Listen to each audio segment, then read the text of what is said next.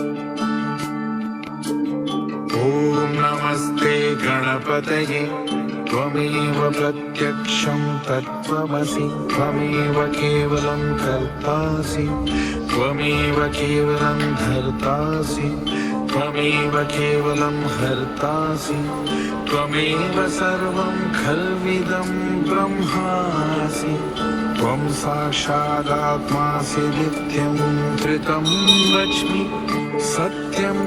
वच्मि अवत्वं मा अवभक्तारम् अवश्रोतारम् अवदातारम् अवधातारम् अवानुचारम् अवशिष्यम् अवपश्चातात् अवं पुरस्तात् अवोत्तरातात् अवदक्षिणातात् अवचोर्ध्वातात् अवोदरातात् सर्वतो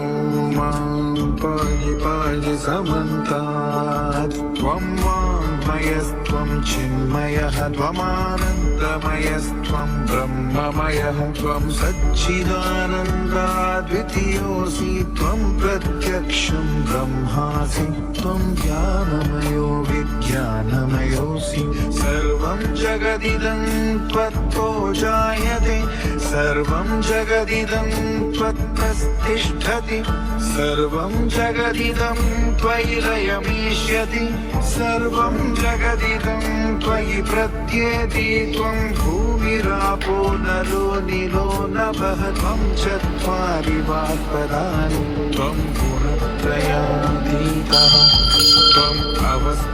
अवस्थात्रयातीतः त्वं देहत्रयातीतः त्वं कालत्रयातीतः त्वं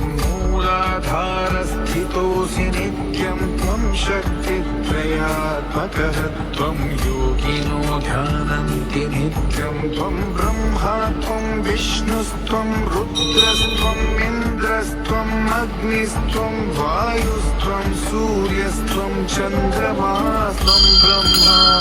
भूर्भुवस्सुवरो गणादीं पूर्वमुच्चार्य वर्णादींस्तदनन्तरम् अनुस्वारः परतरः अर्धेन्दुरसितं तारेण रुद्रम् एतत्त्वमनुस्वरूपम् गकारः पूर्वरूपम् अकारो मध्यमरूपम् अनुस्वारश्चान्तयरूपम् बिन्दुर्पुत्तररूपम् नादः संधानं संहिता संधिः सैषा गणेशविद्या गणनायकर्षिः निश्चृद्गायत्री छन्दः गणपतिदेवता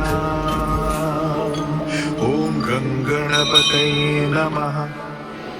एकदन्ताय विद्महे वक्रतुण्डाय धीमहि तन्नो दन्तिः प्रचोदयात् एकदन्तं चतुर्हस्तं पाशमङ्कुशधारिणं रदं च वरदं हस्तैर्बिभ्राणं मूषकध्वजं रक्तं लम्बोदरं शूर्पकर्णकं रक्तवाससं रक्तगन्धानुलिप्ताङ्गं रक्तपुष्पैः सुपूजितम्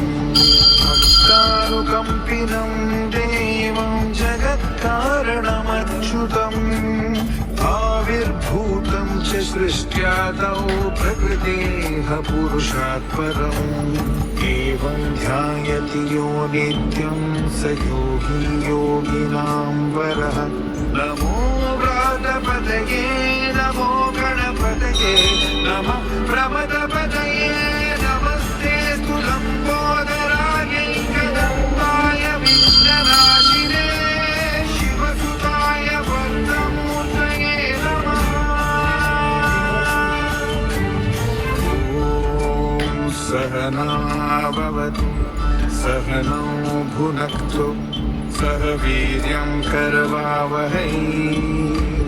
तेजस्विनावधीतमस्तु मा विद्विषावहै ॐ शांति शांति शांति।